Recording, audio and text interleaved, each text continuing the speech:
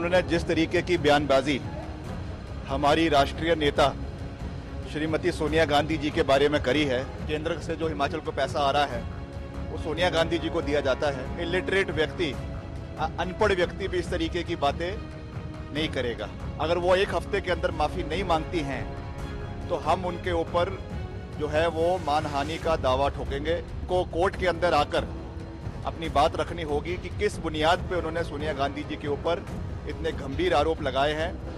देखिए, बतौर सांसद हम कंगना जी का सम्मान करते हैं क्योंकि वो एक चुनी हुई प्रतिनिधि है, मगर उन्होंने जिस तरीके की बयानबाजी हमारी राष्ट्रीय नेता श्रीमती सोनिया गांधी जी के बारे में करी है, ये बहुत दुर्भाग्यपूर्ण है।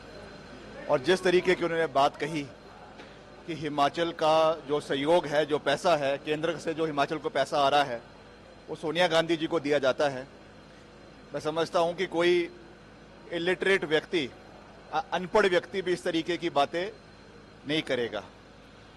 या तो वो हमको दस्तावेज दिखाए कि किसके बेसिस पे उन्होंने इस तरीके की बयानबाजी दी है। अगर एक हफ्ते के अंदर वो दिखाए या वो सार्वजनिक रूप से सोनिया गांधी जी से माफी मांगे। अगर वो एक हफ्ते के अंदर माफी नहीं मांगती हैं तो हम उनके ऊपर जो है वो मानहानि का दावा ठोकेंगे और उनको कोर्ट के अंदर आकर अपनी बात रखनी होगी कि किस बुनियाद पे उन्होंने सोनिया गांधी जी के ऊपर इतने गंभीर आरोप लगाए हैं। ये बहुत दुर्भाग्यपूर्ण है और भाजपा को भी इसका संज्ञान लेना चाहिए, क्योंकि भाजपा ने भी पहले भी उनको कई ऐसे बयान देने से मना किया है। क्या ये भाजपा की जानकारी से इस तरीके के बयान दे रही हैं या खुद ये बयान दे रही है?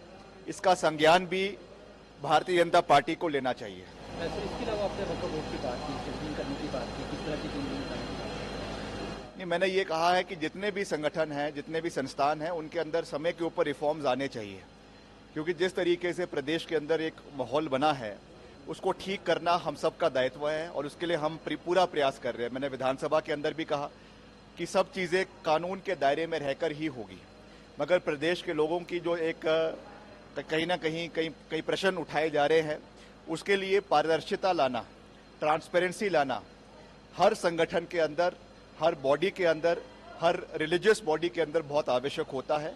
हमने इस दृष्टि से कहा है कि एक रिफॉर्म्स लाकर पारदर्शिता आनी चाहिए ताकि लोगों को हर चीज़ की जानकारी हो, चाहे वो फाइनेंशियल रिकॉर्ड्स है उसकी जानकारी हो, ज़मीन के रिकॉर्ड्स हो उसकी जानकारी हो, ताकि प्रदेश के अंदर जो कुछ माहौल खराब करने का कुछ प्रयास किया जा रहा है उसको ठीक किया जाए और सब लोग आपस में प्यार के साथ, मोहब्बत के साथ और एक भाईचारे के साथ प्रदेश के अंदर रहे। इस सोच के साथ हमको आगे बढ़ने की आवश्यकता है।